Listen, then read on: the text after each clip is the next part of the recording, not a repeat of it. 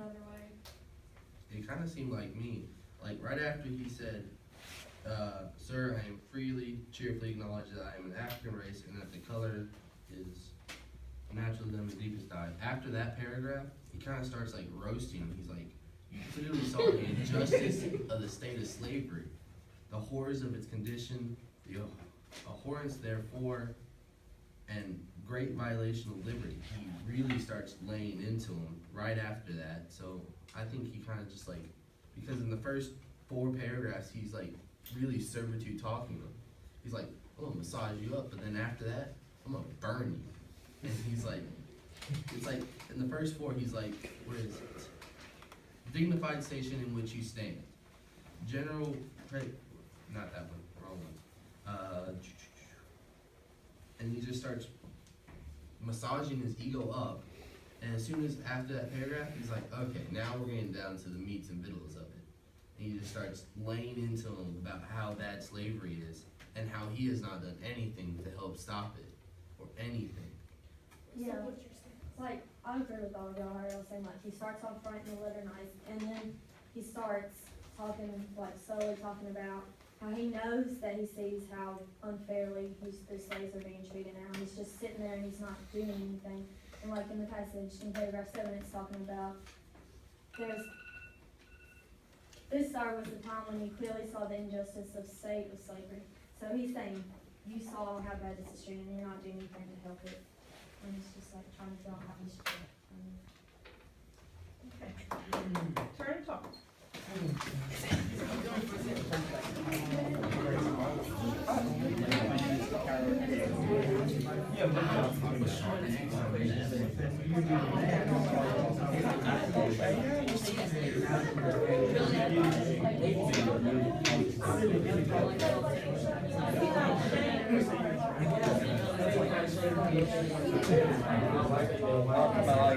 You know, he wrote this in the like 1700s. About 100 years before, well, about 90 something, slavery was abolished. It took that long. So what feedback you have? Like, You did really good. I went to one. Squad makes modified. And then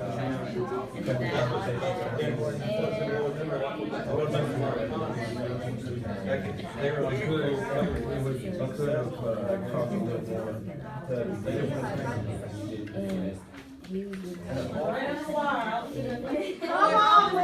I just think I didn't want to like.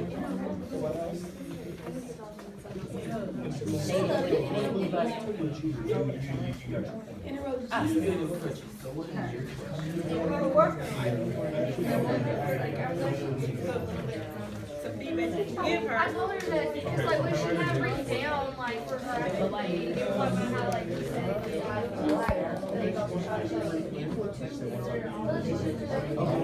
they were talking about how like from So you already know this is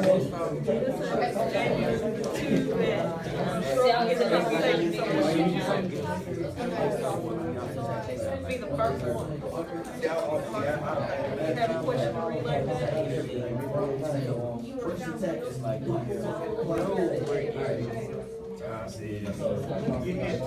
Y'all realize I'm writing this, but y'all writing.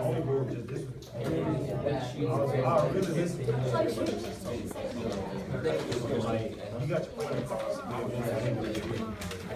You came from the team.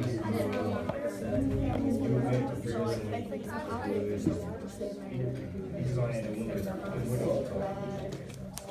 So that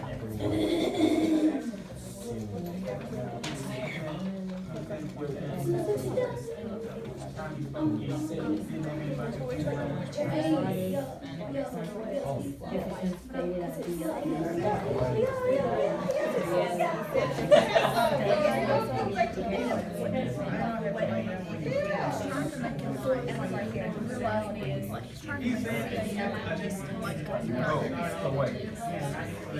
Okay, so why does Banneker trash Jefferson's stated ideals?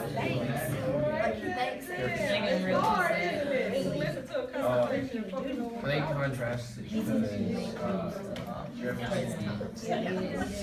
doesn't make use of his height.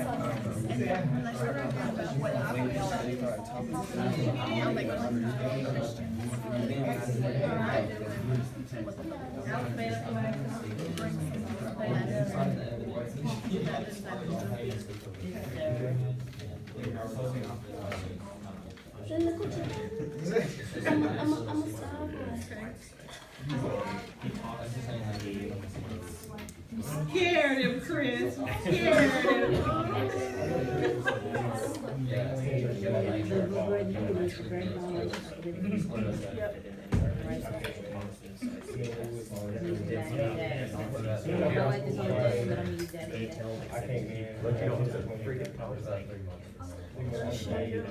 Everything you say, you got something to say. I kinda like that. That lets me know. That lets me know that now, he couldn't do that in a formal writing, but conversation, that's fine, cause that lets me know that you really did synthesize this, it's an intelligent word. But, we're in high school class, so that keeps it flavorful. And it lets me know that you really do understand when you put it absolutely in your own words. Alright, switch! I'm sorry, Ben, Katie, I didn't get over there, y'all. You're alright. Real quick, would you give her? Me? Hey, I'll start it off.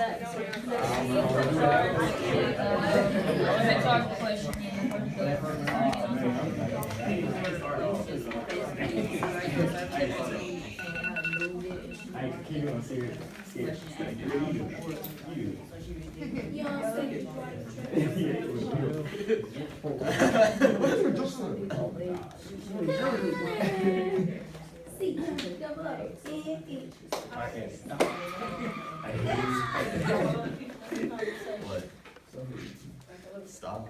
Young boy. Alright. You can sit, if you need to sit, you can sit. Okay, let's go around. Ooh, we're running out of time. Thank God. Alright, go. Okay, so it says in Benjamin Banneker's letter to Thomas Jefferson, it reads, that you should at the same time be found guilty of the most criminal act which you professedly detested in others with respect to yourself. Why does Banneker contrast Jefferson's stated ideals and beliefs with the reality of Jefferson's treatment of African Americans?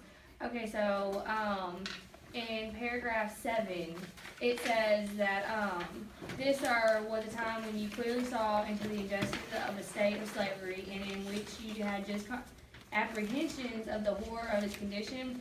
So like you're saying that he was very aware of everything that was going on, and he might have thought that what he was doing was helping, but in reality it wasn't doing nothing for the black people and trying to help them and make them not be discriminated upon by everybody. I agree with what you said. I think that he was trying to make Jefferson realize that he's not making use of his higher authority. He's not making great use of the fact that he's president and that he could have changed such things.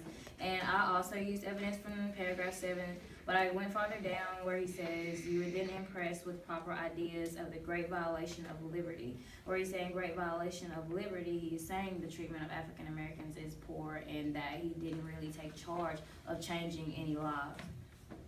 It's something that I'll actually agree with Drew is in paragraph 10, Banneker writes, your candor and generosity will plead with you in my behalf, which is basically saying what you're doing is good for our country, but also what you're doing is going to help me in our case with what you were doing wrong to us. And also in paragraph 10, it says to put your soul in their soul's stead. So he's saying, what you're doing, you are guilty of what you're doing because it is putting hate towards us. I'll agree with Ian, Eric, and Drew, because, as a president, you have, it's kind of like a privilege, you have all those people that voted for you to be the #1 man to lead the country, and it's like, he wants to persuade him that what what he's telling him what's going on, outside the, the White House or whatever. And, he just wants to get his point across to the president that African Americans are being treated poorly and he wants it changed. So, it's basically, I summed it up pretty good. I agree with Anson, like, to be a president, it's a very big privilege.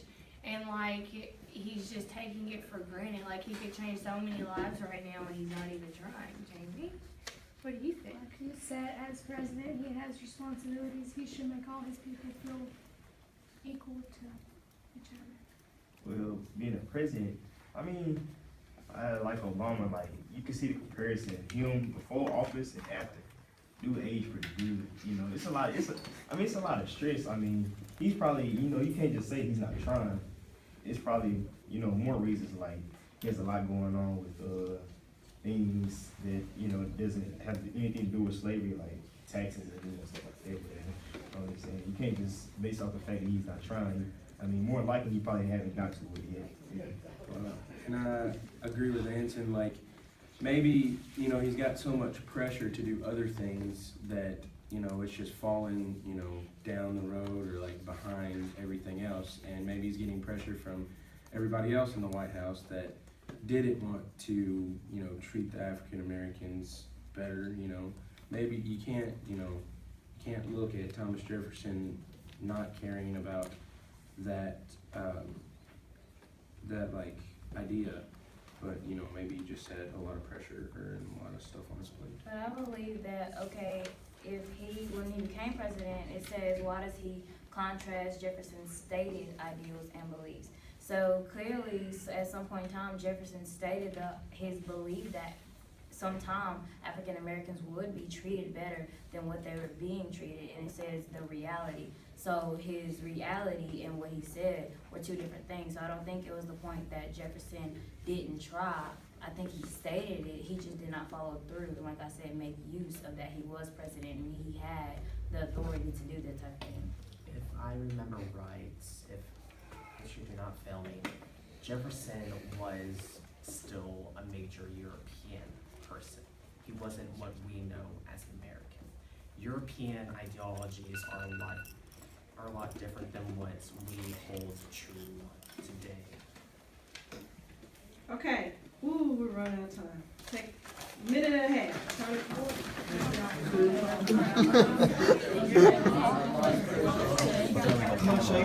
I should have made a better comparison. Yeah, don't cut folks off. I can cut him like that. You cut me off. Oh, yeah. The nigga that comes from. You got mixed up. I know. So let's talk about that.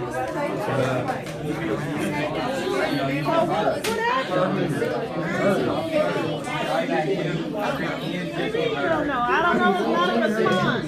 It is. It's not an appropriate response. You don't know. It's only her between she need to come say You have a response right there. I like to get There were some calls on there. Look at that. you come out number one and all. So this is my reward for giving you cookies. No, Hey, she got the conversation. Yay. Okay. oh, Asian. Hey, y'all talking funny right? Do it, Asian.